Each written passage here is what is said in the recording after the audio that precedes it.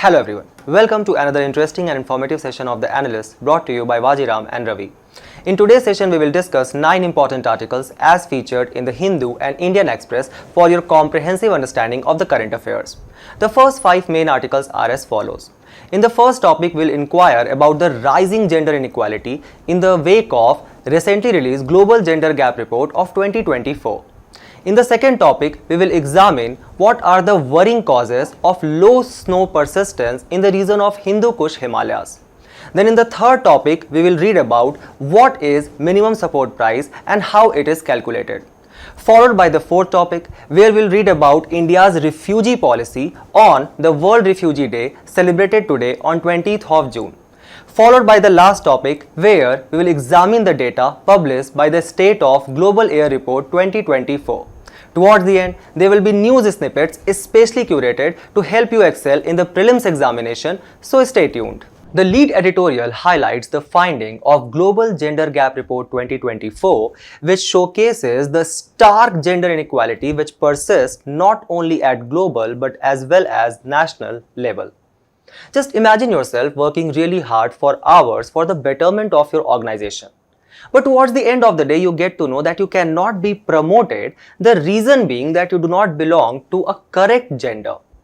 A similar description was actually given by Minhas-e-Siraz in the book called as Tabaqat-e-Nasri, a medieval era book which was compiled in the year of 1260 CE, where when describing about Razia Sultan, the only woman Sultan of Delhi, who ruled from 1236 to 1240 CE, Minhas-e-Siraz writes that even though Razia had all the virtues to become a capable ruler, she did not belong to a correct gender.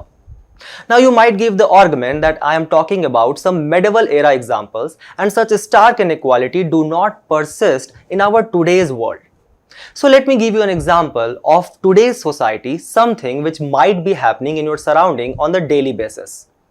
For example, let's say there is the son of the family, and this son of the family is actually sent to a higher level school. On the same hand, there is the daughter of the family who is being taught on the daily basis that she get a skill in cleaning the utensils or making the food, because these are going to be the essential survival skills for this child, this girl child, in the future.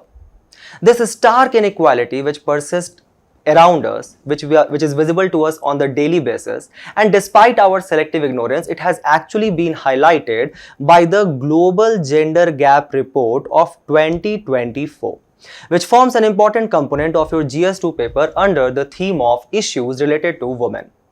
So let's first try to understand what is the Global Gender Gap Report. The Global Gender Gap Report is released annually by the World Economic Forum since the year of 2006.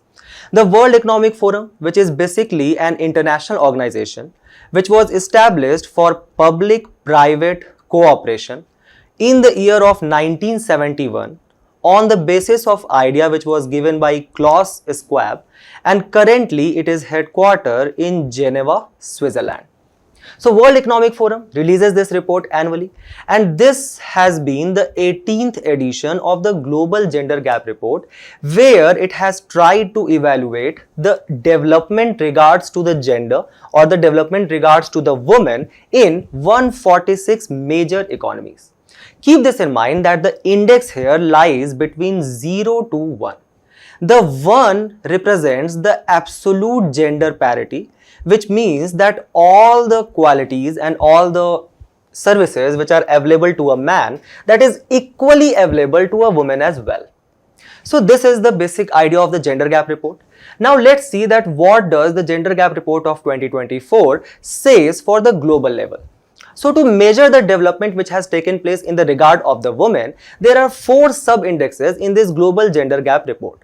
The first is your economic participation and the opportunity which has been provided to the woman, the educational attainment by the woman, the health and their survival, and their political empowerment. So as per the 2024 report, the current gender gap score is 68.5%, which basically means that this is the amount of gap which we have closed between a man and a woman at a global level. This also means that currently there is 31.5% gap which is still persist, or 31.5% areas of concern which has not been addressed yet. The most poorest section where we all are failing together at the global level, that is the political empowerment of the women, where the gender gap closed is only 22.5%. Now, if we look at this gender gap at the regional level, Europe has fared among all the other continents, as it has closed 75% of the gender gap, and around 6% of the gap has been closed from the year of 2006. Then the Europe is followed by the Northern America, Latin America and the Caribbean, Eastern Asia and the Pacific, the region of your Central Asian countries such as Turkmenistan, Uzbekistan, etc. Then your region of Sub-Saharan Africa, and then finally the continent in which we are living, and that is your Southern Asia with a score of 63%. Meaning that we have only been able to close 63% of the gender gap. Now, which are the countries which has come out with flying colors, which has topped these indices? Obviously, these are the Scandinavian countries. The top is your Iceland, followed by Finland, Norway, New Zealand and Sweden. These are the top 5 countries. The United Kingdom has ranked at 14th and USA has got a rank of 43rd. Now, before talking about India, we should also know that the country which has listed as the last, which has fared worse in the terms of closing the gender gap, that is Sudan, and the second such country is our dear neighbor Pakistan. The other key findings at the global level are that if we talk about the gender gap which exists in the labor force participation rate, then such labor force participation rate actually significantly declined from the year of 2018, reached to its worst level in the years of pandemic, and from then it has actually significantly increased. Now keep this in mind that this increase in the women participation in the labor force, that is not being actually contributed in the good industries such as your manufacturing, services, rather in your labor sector, in your gig economy, or the feminization of agriculture, where the women are taking the role of farmers. Thus, if the labor force participation is increasing, it does not translate equally to their economic empowerment. So keep this thing in your mind. The second is about the women's workforce representation. So if we look at their overall representation at the global level, then that has remained around 42%. Again, the question can arise that why at the global level their labor force participation has not declined drastically. The reason for that is that, let's say if there is a woman in the village area and the husband of that woman is actually migrating toward the cities to take up job in some small industry, then the woman gets employed in the field work of the agricultural land which her husband owns. Thus, this will also count as the kind of employment for that woman. So that is why the overall women workforce participation, that has remained stagnant around 42%.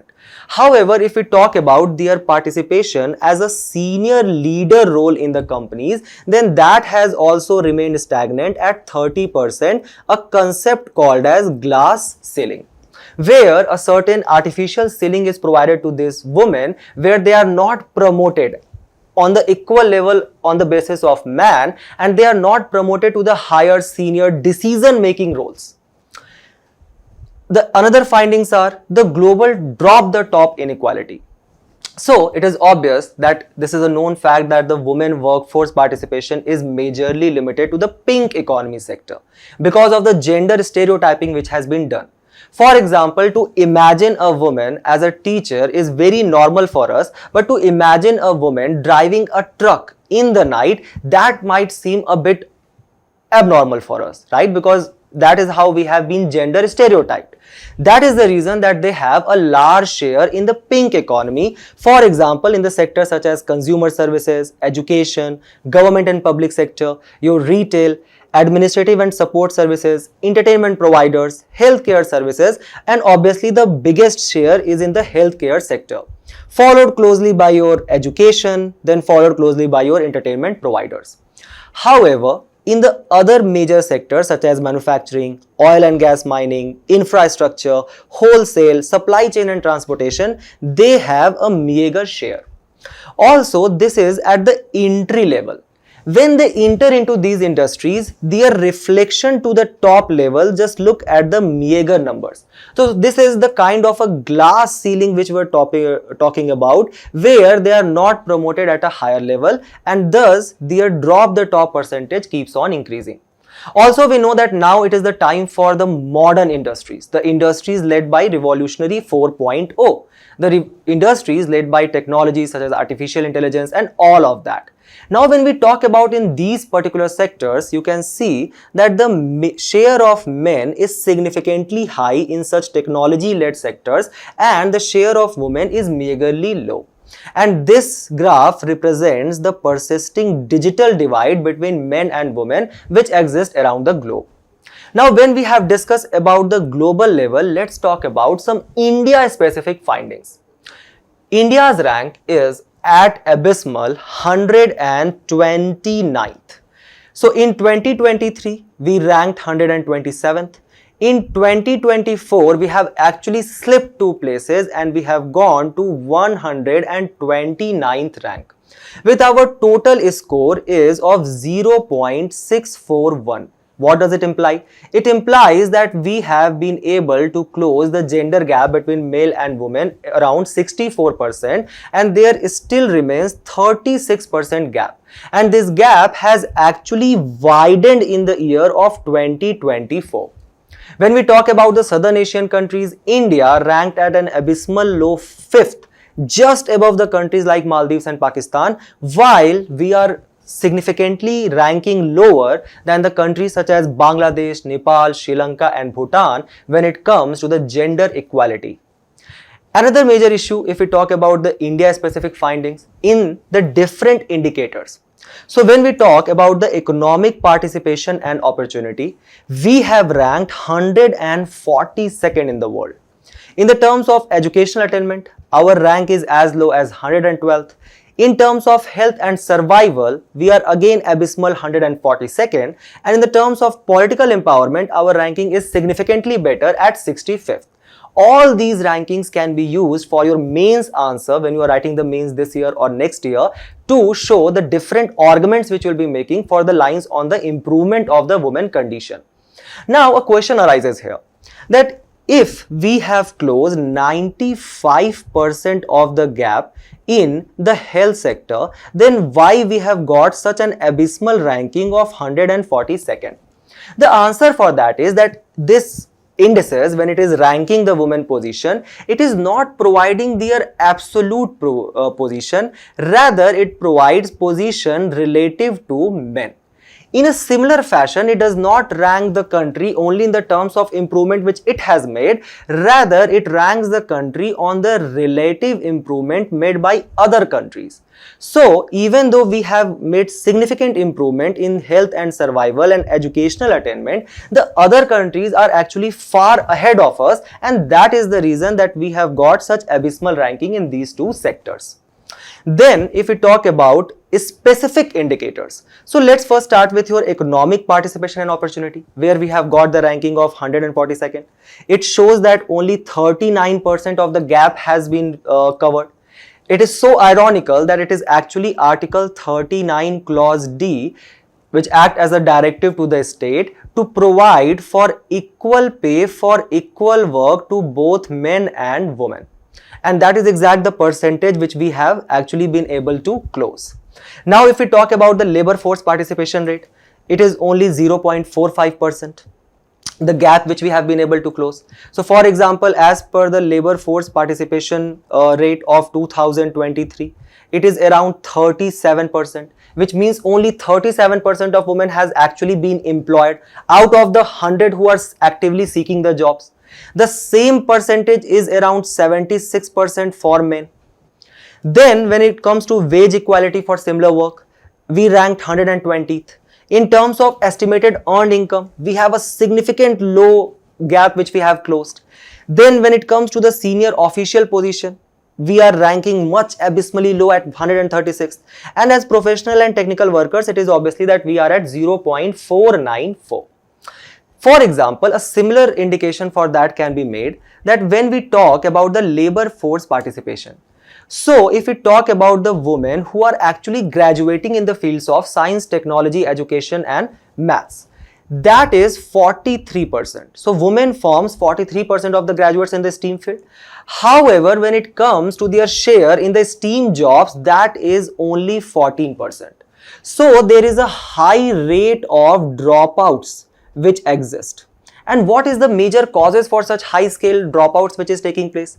So, as per the World Economic Forum, financial constraints which is faced by these women, where they are not financially independent to acquire some new skill, and at the same time the marriage obligations, the patriarchy which exists, a kind of a suitable marriageable age, all these social norms actually curtail the woman to get into the employment, and these two reasons form 51% of the share of all the reasons which curtail the woman from entering into the employment field, which is shown from their low share in the STEAM field. The second indicator which we are going to talk about is your educational attainment. So, obviously, the literacy rate when it comes, we are ranked 124, even though if we have made significant improvement, such as closing the gap by 82%. In the terms of enrollment in primary education, we are ranked 89th.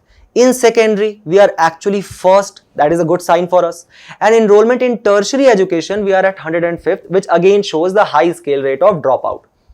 Even when the women's or the girl childs are actually enrolling in the school, these girls are actually directed towards the government funded schools, because the high fees of international and private school is actually secured for the male child, who is going to be the torch bearer for the next generation of the family. The another major rate is that even if these women are getting the education, that education is not up to that quality level, or they are not getting that vocational training which can actually translate into the jobs. Then comes your health and survival. So health and survival, the sex ratio at birth is 138.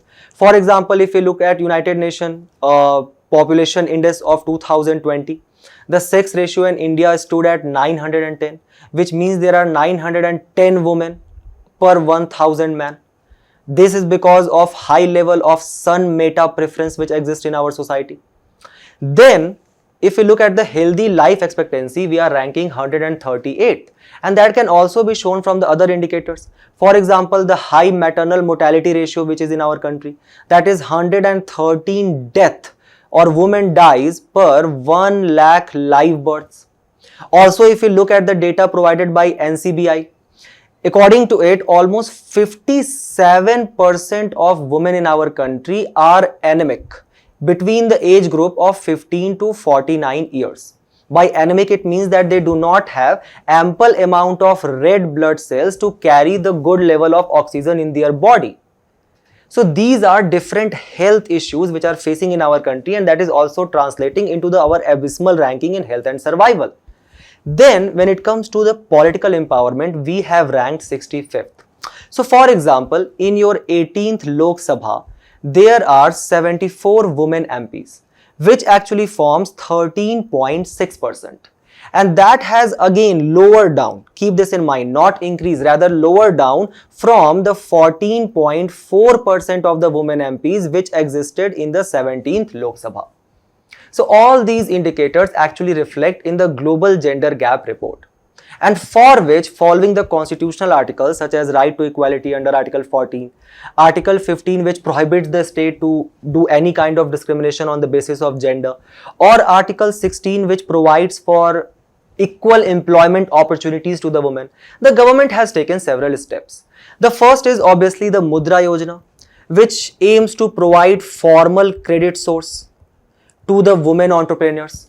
The second is the gender sensitization which we are aiming under Beti Bachao, Beti Padhao to further increase their enrollment in the education which can become a tool for their financial independence in the future. Then the government is also trying to promote the entrepreneurship at rural level under the Mahila E-Heart, which act as a platform for the promotion of the goods which has been produced by the women organizations. Then we have also launched Mahila Shakti Kendra, which is actually aiming for the skilling of women, the dissemination of skills at the rural level. Also, we have endorsed several international initiatives such as the Beijing Declaration of 1995, which actually aims for the economic empowerment of the women. And under 106th Constitutional Amendment Act of 2023, the government has enacted Women Reservation Act of 2023, under which it has actually reserved 33% of the seats both in Lok Sabha as well as Legislative Assembly for the women. And all these steps are actually imperative to achieve our goal of Sustainable Development Goal 5, and that is gender equality.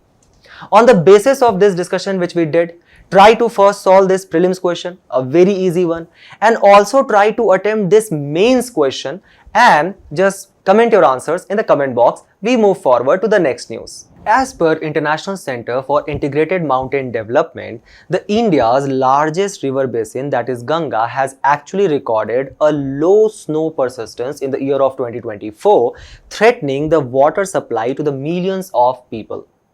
This river system, which is originated from the Hindu-Kush Himalayas, and this issue of low snow persistence in the region forms an important component of your GS1 paper under the theme of geographical features and their locations, and your GS3 paper under the theme of environment pollution and degradation.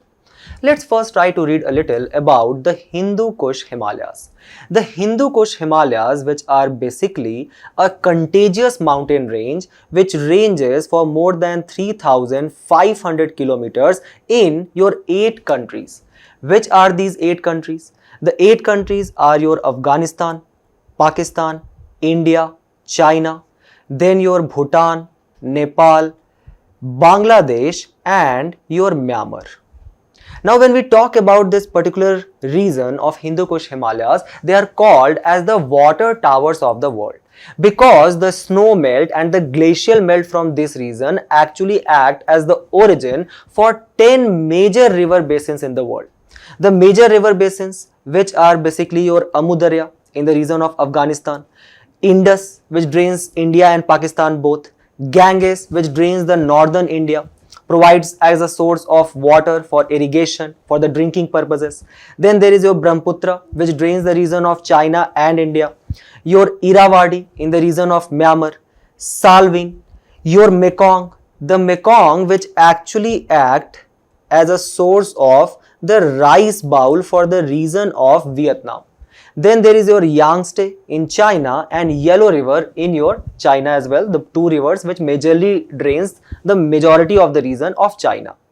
And these rivers sustain the population of 240 million in the region of Hindu Kush and also feeds their drainage system, their flood plains. They sustain the population of 1.9 billion, thus almost 1/4 of the global population.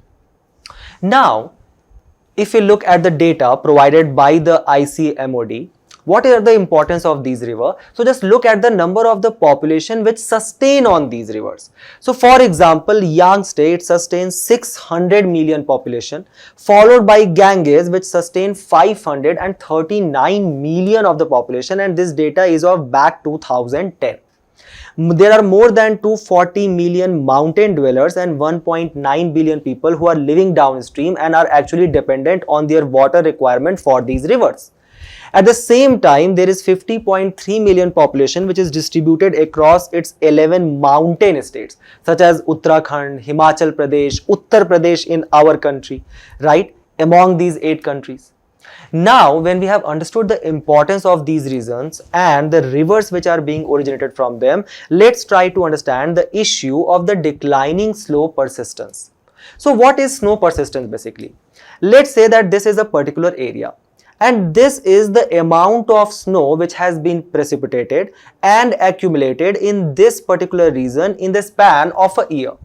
Now, when this snow will start melting, so let's say when the arrival of the summer, the temperature will actually increase in this region. And because of the increase in the temperature, this snow will start melting. And these act as the feeder source for the major rivers such as Ganges. However, now this slow persistence has actually started declining from their below normal average, which used to be calculated for the span of 30 to 40 years. So for example, when we look at Ganga, keep this in mind that when we are talking about this snow melt, do not take it lightly, because if we are talking about the complete river drainage system of Himalayas, this Hindu Kush Himalayas, 23% of these river source, it actually comes from the melting of the snow. So for example, when we talk about the Ganga, the snow melt forms 10.3% of the total water which is flowing in that river. The glacier melt is only 3.1%. Similarly, for Brahmaputra, this snow melt is 13.2%, and for Indus, it is up to 40%. However, this snow persistence has actually started declining. So the accumulated snow is declining, and that percentage is around 17% drop in Ganga, 14.6% in your Brahmaputra, and 23.3% less snow persistence has been observed in the region of Indus. And the same can also be same for your Yangtze, Irrawaddy, Ganges, Indus, Helmand River as well as Amu Darya River. Now, what is the major impact of this low snow persistence? So, let's say that if there is less snow persistence, it obviously means that the water which is flowing in the downstream, that water will actually decline. Basically, the ecological flow of the river, that will actually reduce, and that can lead to several devastating impacts. For example, it can further exacerbate the water crisis which we are having in our country. The dispute which is taking place between Delhi and Haryana to share the water, that dispute will arise as well. It can lead to federal issues. Then the low water will be obviously available for the irrigation purposes. So let's say if for the irrigation purposes the water availability has reduced, it means that the productivity of the food will decline as well. And if the productivity of food will decline, it will obviously impact the food security of our country. So for example, under National Food Security Act of 2013, we actually provide subsidized ration to 75% of our population. How, if the food productivity is declining, how we will be able to sustain this population?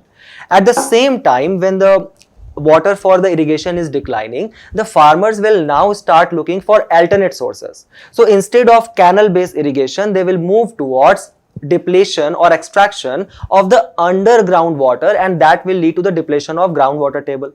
Then obviously all this can significantly impact the economy of the region, because if the food productivity has declined, the supply is less, the demand is constant. So because of this demand supply mismatch, it can lead to subsequent high inflation. So the economy of these particular regions will be disrupted as well. And at the same time, the most of the people, they will start seeking to move outwards from these water stressed regions. So because of this impending crisis, it is crucial for us to understand that what are the causes for such low snow persistence in the region of Hindu Kush Himalaya. As per the article, it is happening because of the weakening of western disturbances. So let's try to understand what is this concept of western disturbances. Western disturbances are basically extratropical cyclones. The extratropical cyclones which emerges in the region of your Mediterranean Sea here. And from the Mediterranean Sea, because they get close to this subtropical westerly jet stream. And this subtropically westerly jet streams is basically the wind system which brings these western disturbances to India. And while these western disturbances are traveling, originated from Mediterranean Sea, they cross across the Black Sea and the Caspian Sea region. Thus, now this wind system which is traveling towards us, coming from the west side, that is why it is called as western disturbances, it is laden with moisture. And this specifically happens between the month of December to May. And thus, it leads to heavy rainfall in the region of the northwest as well as snow precipitation in the regions of Hindu Kush Himalayas. But now, as per the report, these western disturbances are actually weakening. What are the causes behind weakening of such western disturbances? So let's first start with the Arctic warming which is taking place. So now let's say this particular region of the Arctic, this is getting warmer. The basic geography says that if the region will get warmer, here a low pressure area will be created for sure. Now if the low pressure area has been created and here there is a wind system which is developing, that is obviously the wind blows from high pressure to low pressure. So if the high pressure area exists here, it is obvious that the cyclone will move towards the northern region, and that is why the coming of these western disturbances that will get weakened. Another reason for that is the North Atlantic oscillation. So in the normal conditions, what happened? The North Atlantic Ocean, there is a high pressure region in the Anchorage Island, here in the Anchorage Island, and in the Iceland region of the North Atlantic, in this particular region, there exists a low pressure. So normally, there is a high pressure in the Anchorage Island and a low pressure region during the Iceland. So normally this circulation takes place like this. So the warm water from this particular region goes through the North Atlantic drift to the northern region and makes the region a little bit more easier to live there. At the same time, the cold water which existed there because of the high latitude, that cold water gets heavy, sinks down and then travels and comes and rises in this particular region, right? So the process is called as upwelling. So because of the upwelling, here will be the cold water that will create the high pressure. But what if because of the global warming, here also the temperature starts increasing? So it is obvious that now here also that if the temperature is higher, this North Atlantic circulation which was taking place, that will start weakening. Because of this reason, because of this rising temperature, again the high pressure region which was forming the Mediterranean, the wind will blow towards this direction as well, and that will weaken the western disturbances. The same thing happens with your La Nina as well. What is La Nina? La Nina is basically when the western Pacific Ocean, it gets cold. So if it is getting cold, it is basically the high pressure region is forming here. Because of the high pressure region which is forming here, it is obvious that if this region has developed into a high pressure, these regions will develop into as a low pressure. Thus, the wind will start circulating in this direction and from this to this direction, further weakening the western disturbances of this region. Again, remember that we cannot say all of this with absolute because these are geographical models based on the assumptions. But because of this Arctic warming, the weakening of North Atlantic circulation, the weakening of subtropically western jet stream and your intensification of La Nina, all of that leads to the weakening of western disturbances. So when the western disturbances weakens, it means that there will be less precipitation and rainfall in the months of winter in the region of Hindu-Kush Himalayas. Less snow precipitation, less persistence of snow, less water supply to the rivers which are flowing in our northern rivers such as Ganges, Brahmaputra, etc. And we have seen the devastating impact which they can cause. That is why the article suggests for certain important steps which we shall take. The first is to revise the Paris Agreement target. So with the Paris Agreement target which we adopted in the year of 2015, we set up a universal target that we will restrict down the rise of the global temperature to 1.5 degrees Celsius by the year of 2100 C. But the report says that this is a global level and in the region of Hindu-Kush Himalaya, the temperature rise is further significant. So we shall adopt a localized target instead of focusing on this universal target. And for that purpose as well, we need to involve the locals in the planning, protection of these Hindu-Kush Himalayas and the snow-fed regions. At the same time, it suggests for the reforestation with the native tree species. So the ground has better retention capability of the snow which it is getting. Then it suggests to create for early warning system.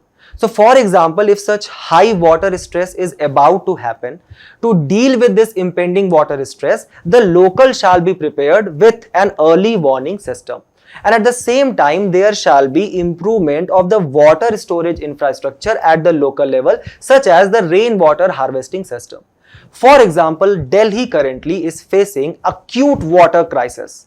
And at the same time, there is no single rainwater harvesting structure which you will find in the Union Territory of Delhi. That is such an irony. Then obviously we need to further input impetus on the faster achievement of the Panch Amrit target. So with the Panch Amrit target, we have set for ourselves an ambitious target that we will be producing 50% of our total installed energy capacity, that we will be converting into renewable energy. At the same time, we will be reducing 1 billion ton of CO2 emission as well. So to do all that, it will actually lead to the reduction in the production of gases such as carbon dioxide, which has got great global warming potential, and that will reduction of that will actually lead to the reduction of the temperature in the Hindu Kush Himalayan region, thus further accumulation of the snow in the region. And finally, it suggests to adopt a global treaty among the G20 countries. Why so specific? Because the G20 countries are responsible for 81% of the carbon dioxide emission of the world. And that is why it suggests that these countries, they shall adopt a global treaty to reduce down the fossil-based energy. Keep these important suggestions in your mind. We move forward to the next news. The Union Cabinet has recently approved the minimum support price hike for all the 14 Kharif season crops for the marketing season of 2024 to 2025. What is this minimum support price and how it is calculated? We are going to cover all that and much more in this very interesting session, which the MSP forms an important component of your GS3 paper under the theme of agricultural pricing. So let's first try to understand what is minimum support price. Minimum support price is basically a kind of a floor price, a minimum price which is decided by the government for various Kharif, Rabi based crops, and thus it acts as a kind of a guarantee to the farmers that if you are going to sell your produce and you will not get a minimum price, then the government will intervene for you and will provide you that floor price. Now, a question arises here that this support which is being extended by the government to the farmers, is the government legally binded to do that? Keep this in your mind that the government has no obligation at all, because this minimum support price has got no statutory backing. There is no act which provides for minimum support price. Currently, the government releases minimum support price for 23 crops. Which are these 23 crops? There are 7 cereals such as paddy, wheat, barley, jawar, bajra, maize and ragi. 5 pulses such as gram, arhar ki tur, moong, urad and lentil. And then there are 7 oil seeds such as groundnut, rapeseed or mustard, your soybean, sunflower, sesamum, safflower and your Niger seed. A question might be arriving at this stage for you that if all this information is even required. To answer to that question, just look at this PYQ which was asked by UPSC in the year of 2023, where it asks that the government of India provides a minimum support price for the Niger seeds which we have just studied. So obviously the first statement is correct. It says that the Niger is cultivated as a Kharif crop, so that is true as well. And it says that some tribal people in India use Niger seed oil for cooking. Obviously, it says the word some. That is the most generalized term ever possible. So obviously, all the 3 statements has the possibility to be correct. Now coming back, there are certain other commercial crops for which this MSP is provided as well. That is your raw cotton, your raw jute, your copra, that is basically the coconut husk, and the fair and remunerative prices is provided for the sugar crop. So there are 23 crops with no legal backing, a kind of a floor price which is being provided by the government. To understand that why there is no such legal backing which is provided by the government, to understand that we need to understand the evolution of the MSP. So the time period is of the mid-60s. And the government is actually trying to tackle the food crisis or the food deficit which we have at that time. In your classes, when you will be reading about the Green Revolution, remember these points. So what happens that the government was keen to boost the domestic production through the Green Revolution technologies such as your high yield variety seeds, use of pesticides, urea, all of that. But at the same time, the farmers, they were apprehensive. They were thinking that, okay, now we need to buy these high yield variety seeds, we need to buy these pesticides and all of that. So our input cost or to cost to produce this product of rice and wheat, that is actually increasing. What if we put so much of input cost, but when we go to the market, nobody is going to buy our crop? So there will be no profit which will be incurred by these farmers. Thus, the government said that it is going to provide you a kind of a minimum price. And for this purpose, in the year of 1965, an Agriculture Price Commission was created. Again, this Agriculture Price Commission was not created under any statutory act. Keep this in your mind. Then, under the Dantewala Committee of 1965, which was created to regulate the food prices, it suggested for the first time to provide a minimum support price for the rice. And finally, in the year of 1966, for the first time in our country, an MSP was announced for wheat, and that was around rupees 54 per quintal. Now, just see, in 1970, the price which was being provided by the government per quintal, that was 76 rupees. In 2020, it increased to 1975. Similarly, for rice, it was 51 in 1970, and that has increased to 1868 in the year of 2020. So that means that if the government is going to procure this wheat and rice from the farmers at a minimum support price, the cost which is being incurred by the government, that has increased as well. This same Agriculture Price Commission actually transformed into Commission for Agricultural Cost and Prices, and that it took the name in the year of 1985. Again, was it established by any act? No. So is it a statutory body? The answer is no. It acts as an attached office under the Ministry of Agriculture. Now, when we have understood about how the evolution of MSP took place, now let's try to understand that how this MSP is actually calculated. So this calculation is actually done by the CACP, or the Commission for Agricultural Cost and Prices. So whenever a farmer grows a crop, he is obviously going to incur the cost, the input cost which we are talking about, and some of it is explicit and some of it is implicit. So see, let's say if I am a farmer and I am going to produce 1 kg of wheat. For that, what all are the input costs which I will incur, or the things which I will be requiring? So for example, I will purchase the seed, I will purchase the fertilizer, I will buy the chemicals, then maybe I will be paying to the hired labor, or I will provide the fuel to run the water tank, to provide for the irrigation. All of this, the cost which I have incurred on this, is included under A2. Then comes your FL. What is FL? FL is basically the actual cost, that is A2, plus the imputed value of the unpaid family labor. So let's say, for example, for what we understand from imputed, it means that something which is based on assumption and cannot be actually calculated. So let's say what happens that I have got a farm. In this farm, I am growing 2 kg of wheat. The actual amount of labor which I will be requiring in this field, that is actually 2. However, I have got 4 brothers, and all these four brothers, they did not study it seriously for the examination which they were preparing for, and thus now they all have come back to the village and they have become the part of this agriculture production scheme, right? So basically all of them have become farmer like me. The actual required farmers were 2. Now how many farmers are there? 4. So even the value of this disguised labor is calculated under your family labor, the unpaid family labor, because whatever the 2 kg of rice I am going to produce, that will be equally distributed among the brothers, right? So the cost of their labor is included in this FL. Then there is C2.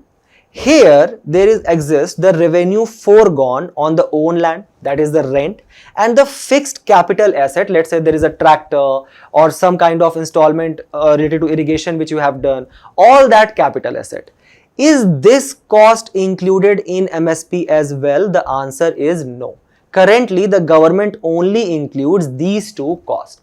However, if you look to the government sources such as PIB, it says that the government actually consider this cost as a benchmark. So when the government is announcing the MSP, it also sees the C2 cost there and see that if the cost which is being provided by the government, it is actually reflective of the prices which are being accorded by several states as well. So as per PIB, this cost is being considered, but the final value comes from A2 plus FL. Now, what are the factors which are considered by CACP when they are deciding on this MSP? The first is your cost of production, the change in input prices, the trends which are happening in your market prices, the demand and supply situation, right? So for example, let's say if for the onions, the demand is really high, so there is high amount of inflation. So it is obvious that the farmers are actually getting high amount for their money. But in that case, the government will not put MSP at a higher level, it will put it at a lower level. Then there is a intercrop price parity. So let's say for example, the government says that I am going to give MSP for onion 1000 rupees and for potato it will be only 100 rupees. It is obvious that from the next year agricultural cycle, the farmers will start producing onion and they will completely avoid potato. Right? So you will not get any chips then because the potato will not be getting produced. The next is the effect on general price level, which it can impact, let's say the consumer price index, the inflation, the effect on cost of living, as well as international market price situations is also considered by CACP. Keep this in your mind. The imputed value of family labor, A2 plus FL. What is not considered by CACP? The first, rent which is paid for any leased land, the imputed rent for any owned land, now we are talking about C2, the interest on any owned fixed capital, and the imputed value of the wages to the family labor. Some other important factors are, for example, that the Swaminathan Commission, which was established in the year of 2004 and 6, it recommended that such MSP shall be 50% more than the weighted cost of the production. So let's say that at all India level, the weighted cost of production is coming at 100. This is the cost which I have incurred, the farmers.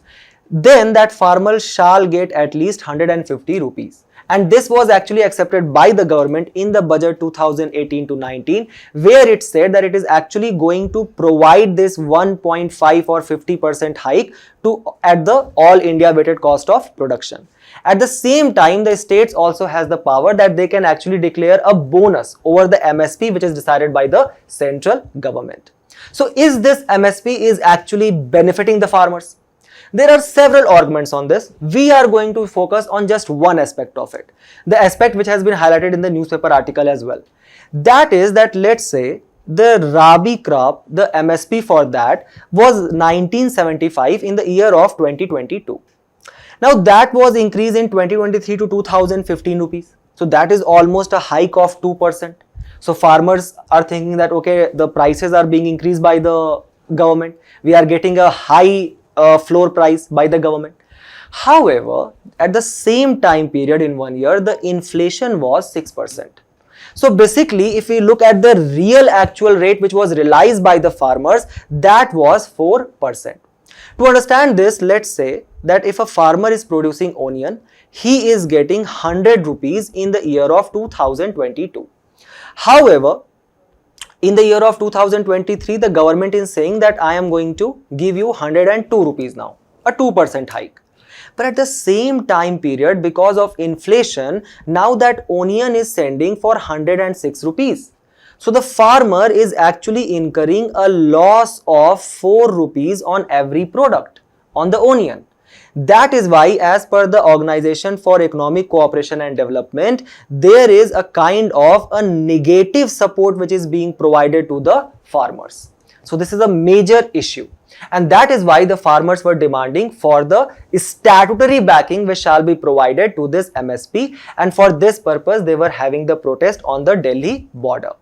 So keep these things in your mind. Also try to attempt this very easy question on MSP which appeared in the year of 2020. On the basis of our discussion, we move forward to the next news. The lead editorial highlights the need of a refugee and asylum law in India on the World Refugee Day, which is actually celebrated today on 20th of June. This forms an important component of your GS2 paper under the larger theme of effect of the policies of the countries on our country's interest. Let's first try to understand who is a refugee. So let's say that I belong to a country A. That is, A act as a country of origin for me, and I am fleeing from that country to a particular country called as B.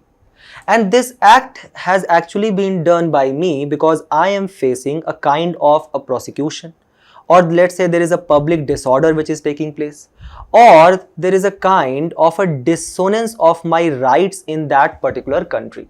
Let's say some civil war is happening, some ethnic cleansing is being done, as in the case of Rohingyas in Myanmar. So in that case, I require an international support. And this is exactly what actually differentiates between a refugee and a migrant. An illegal migrant is a person who, for the sole purpose to further better their economic conditions, they migrate to another country.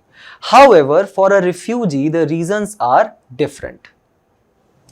Now, when we talk about India, as an article written by Shashi Tharoor, it is ironic for our country, who has actually been the harbinger to provide asylum to various refugees across the centuries, that in our country we are not a signatory to the United Nations Refugee Convention of 1951, neither a signatory to their protocol of the year of 1967. At the same time, in our country, we do not have any official definition or any specific legislation which deals with a refugee.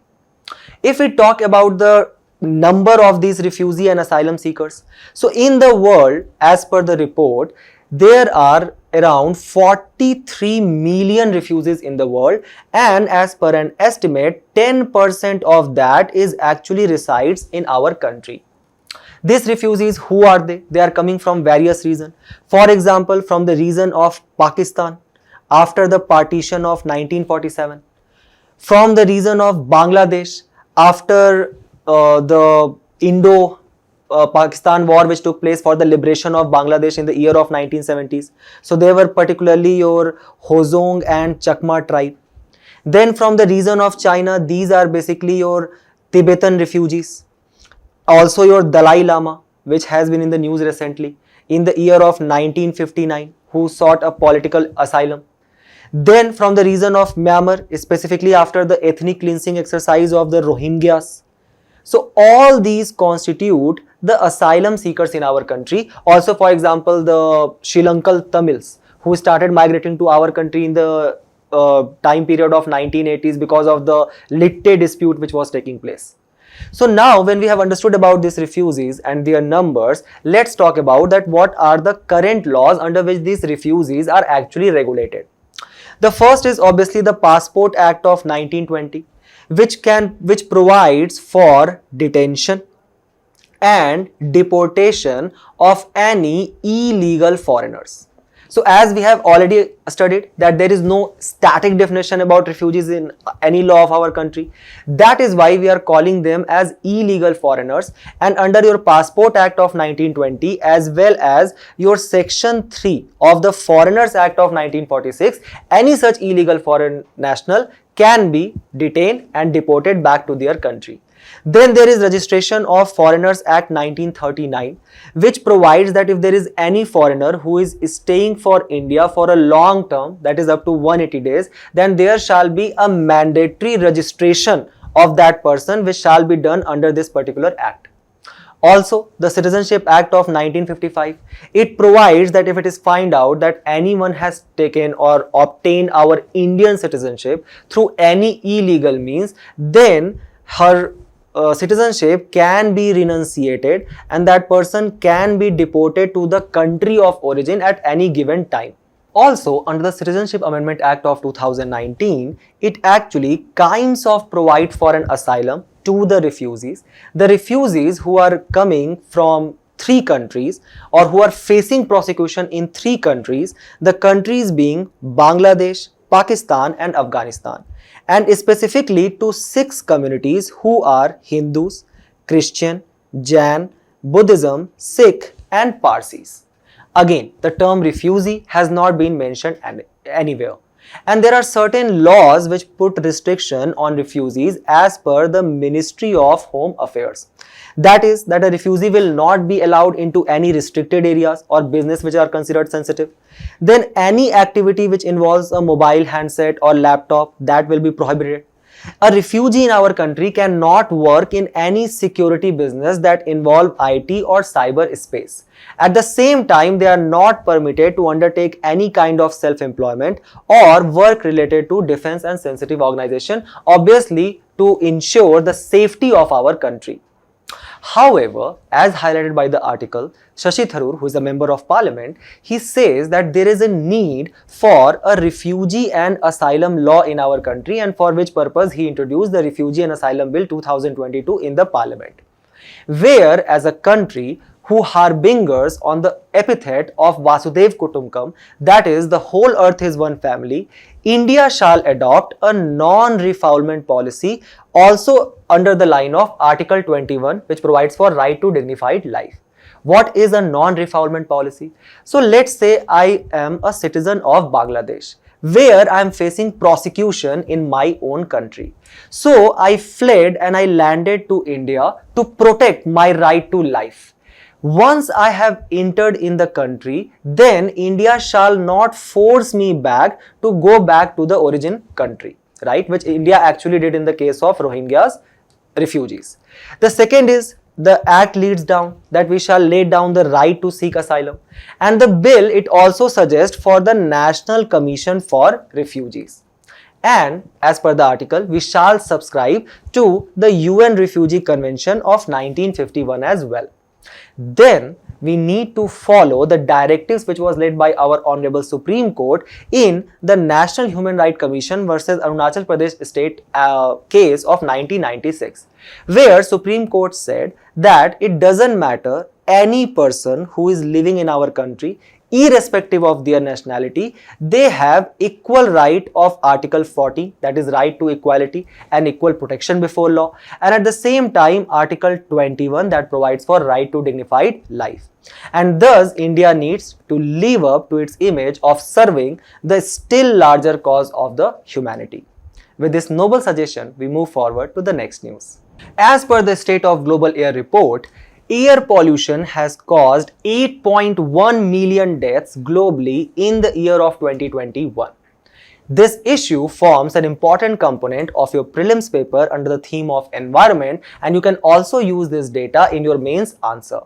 So let's first try to understand about this State of Global Air report, which is released by the Health Effect Institute and the Institute for Health Metrics, and together they run a program called as Global Burden of Disease Project. And this project is funded by the Clean Air Program, which acts as a kind of a NGO. So they release this report annually, and as per the recent report, this air pollution caused by the particulate matters and the exposure to ozone, that has actually led to 8.1 million deaths. And this death by the air pollution, it is actually the second highest cause for the number of death which is happening globally. What is the first one? The first one is high blood pressure. And out of this 8.1 million death, 2.3 million death was observed in China, the highest, and the second was which country, can you guess? That was our country with 2.1 million death in the year of 2021. Attributed to the air pollution. Out of which, this 8.1 million deaths, there was 0.7 million or 7 lakh deaths of children under the 5 attributed to air pollution, out of which India has the highest share, that is 25%. So 25% of all the children under 5 who are dying because of the air pollution, that is happening in our country. And the major cause for such high level of death is because high exposure to your tropospheric ozone and the particulate matter such as 2.5 and 10, which has got significant health concerns associated with them. For example, when we are talking about these particulate matters, they can actually lead to your shortness of breath, your chest pain and fatigue. And if there is a high exposure to this consistently for a longer period of time, it can lead to your cardiovascular and heart diseases as well as asthma. Similarly, the ground level ozone, it leads to the difficulty of breathing, your sore throat and fatigue, and ultimately causing asthma and emphysema. So there is imperative for us that now, as it has been attributed by the Supreme Court as well, under Article 21, the right to clean air is a fundamental right, and thus there is an imperative need to improve the air quality, and for that the government has taken certain steps. So just go and read about these steps, and we move forward to the next segment of the news, where we are going to cover some interesting news which can help you eliminate some important statements in your prelims examination. The first is about the Nalanda Mahavira, the epitome of education in the ancient time. And why it has been in the news? Because recently our Honorable Prime Minister inaugurated the Nalanda University, which is in Rajgir, around 12 km from Patna, in the state of Bihar. It was an eponymous Buddhist monastery which was actually established by Kumar Gupta, a Gupta ruler, in the year of 427 C. So that is the reason when the Chinese traveler Faxian, who traveled in India around 399 to 414 C, he does not mention about the Nalanda Mahavira.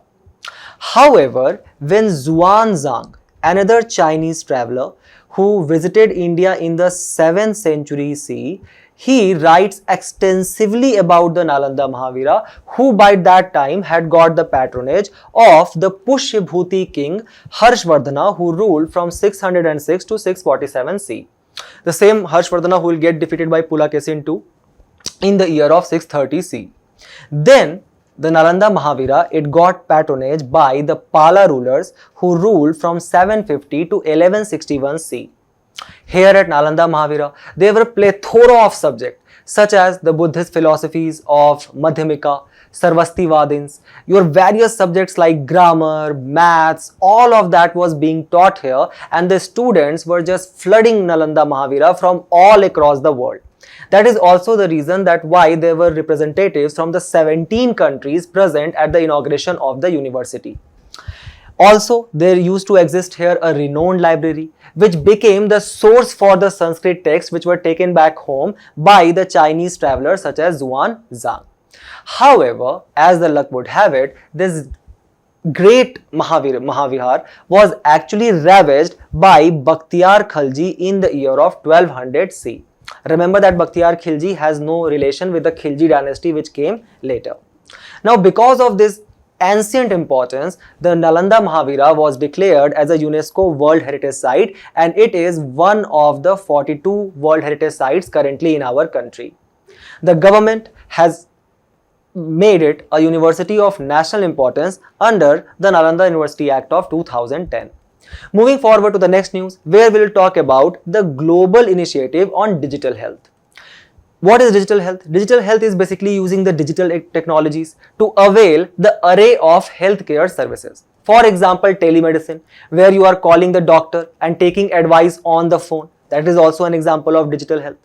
Now, to understand this initiative of digital health at the global level, we will go back to the G20 presidencies. So, in the year of 2022, the G20 presidency was with Indonesia, who launched a prevention preparedness response and financial intermediary fund, where it allocated $50 million to this concept of digital health.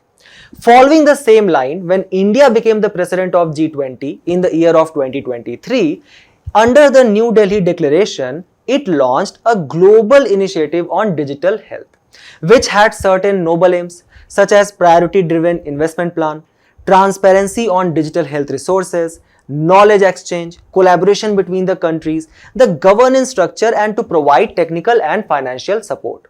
This global initiative for digital health, which has been launched by under the India's presidency in G20, it is a World Health Organization managed platform, and it serves the larger purpose of the global strategy on digital health from 2020 to 2025.